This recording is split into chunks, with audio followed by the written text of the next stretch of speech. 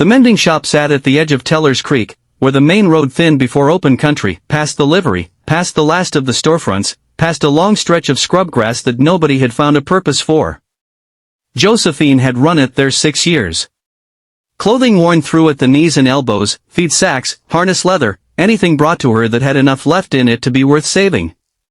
Quilts in the window when she had them finished. The town knew where to find her when they needed her. The rest of the time they left her alone, which was what she wanted and what they had come to understand. Every evening she sat on the porch with a candle burning on the rail. She was there when the rest of the town had already gone inside, there in the cold, and there when the air still carried the last of the summer heat.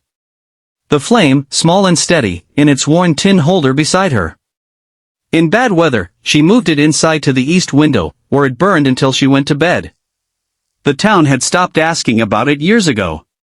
It was simply part of the edge of Teller's Creek, the way the scrub grass was, and the road going out into the dark beyond it. He came into the general store on a Wednesday morning and set a saddle strap on the counter. It had been repaired twice by men who had not known what they were doing and was starting to make that plain. The woman behind the counter picked it up without being asked. She turned it over, ran her thumb along the seam where the second repair was already pulling away from itself, and set it back down. She looked at him, taking her time, not hurrying toward a conclusion. "Working out of the Aldrin Ranch," he said. "Name's Cooper. Lydia Hale." Her hands settled flat on the counter. "You want this done right?" "Right out to the shop on the east road, past the livery where the road opens up." "Woman, there works leather." A pause.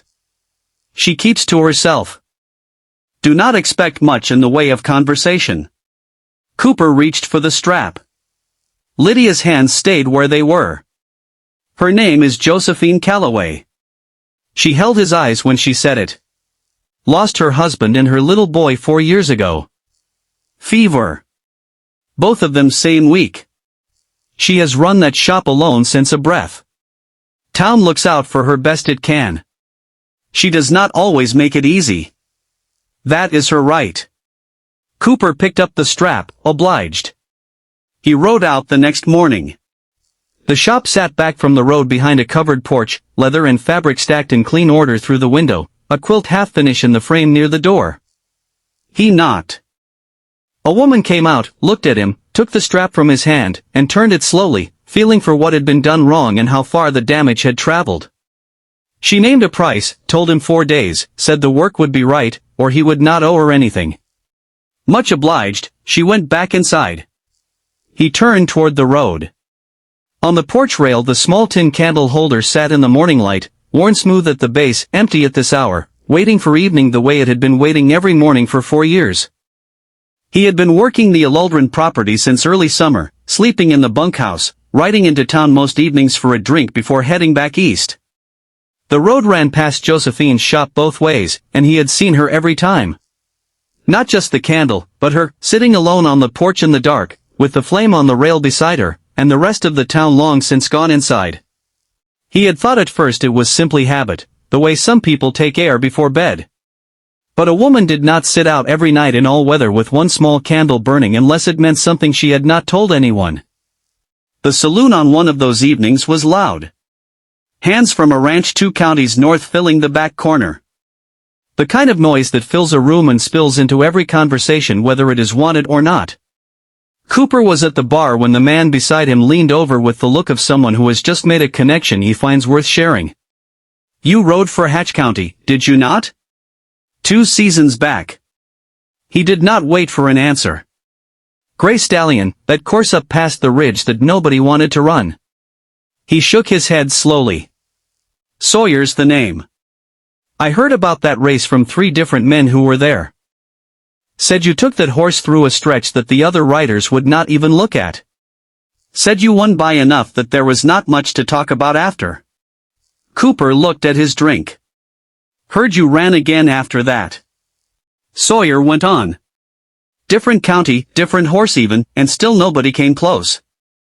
He settled back on his stool with the satisfied look of a man who has put something together correctly. Man who can ride like that doing fence work at the Aldrin place. He was not saying it unkindly. He was genuinely puzzled by the arithmetic of it.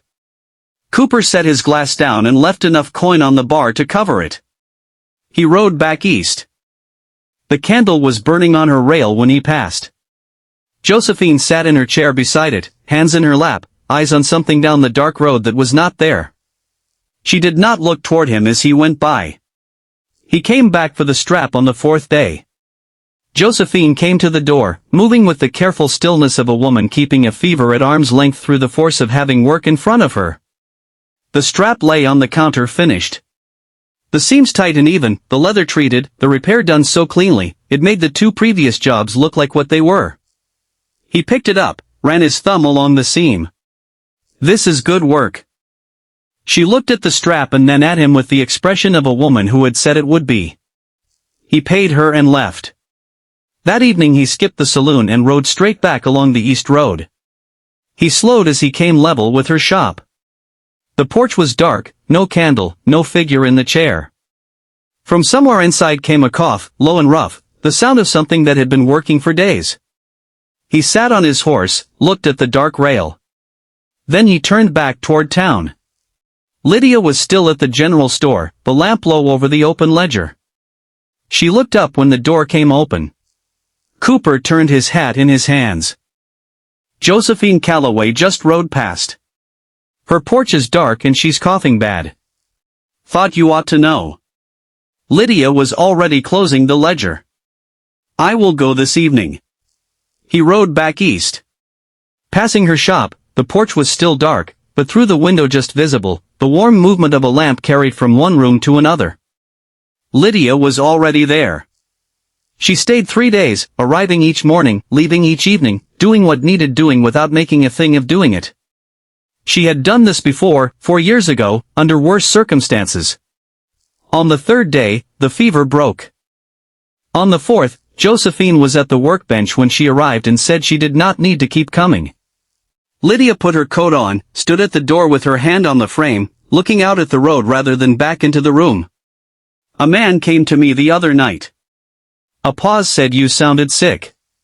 Said someone ought to check in on you. A breath. It was Cooper from the Aldrin Ranch. I expect you already knew. The door swung shut. Josephine stood at the workbench and looked at it a moment. Then she set the piece in her hands down and went to the window. The road outside was gray and empty in the morning light. The candle holder sat on the porch rail where it always sat, waiting for evening the way it always waited. She stood at the window a while before she went back to work. Cooper came along the road from the direction of the ranch that Thursday afternoon with the day's work behind him. As he drew level with her shop, he heard it. A man's voice carrying that flat patience of someone who has already decided how a conversation is going to end. Josephine stood in the doorway with a finished piece of leather in her hands, her shoulders set, her voice level. The man wanted to pay less than they had agreed. He was not loud about it. He was simply applying the steady pressure of a man who believes a woman alone will give in before he gives up. Cooper brought his horse to a stop on the road. He looked at Josephine. Everything all right, ma'am? Not loud, not pointed at the man, just a question from the road in the easy tone of someone who has all afternoon and is simply checking. The man turned around. He took in the horse and Cooper sitting it and the fact that the question had not been aimed at him at all, which was somehow worse than if it had been. He looked back at Josephine. He looked at the leather in her hands. Then he put his hand in his pocket and counted out what he owed and set it on the rail and walked off down the road without another word. Josephine watched him until he was gone. Then she looked at Cooper. Have you eaten? He looked at her a moment. Then he swung down, tied his horse to the porch rail, and sat on the step to wait. She made biscuits and kept to practical things, the shop, the cold coming in the east road after the last rain. He answered what he was asked, and let the silences sit. She poured his coffee without asking if he wanted it. The lamp threw amber light across the table between them and outside the town had settled into its nighttime quiet. After a while, Josephine set her cup down. She looked across the table at him. Lydia told me it was you. The night I was sick. His cup turned once on the table. Figured it was her business to go.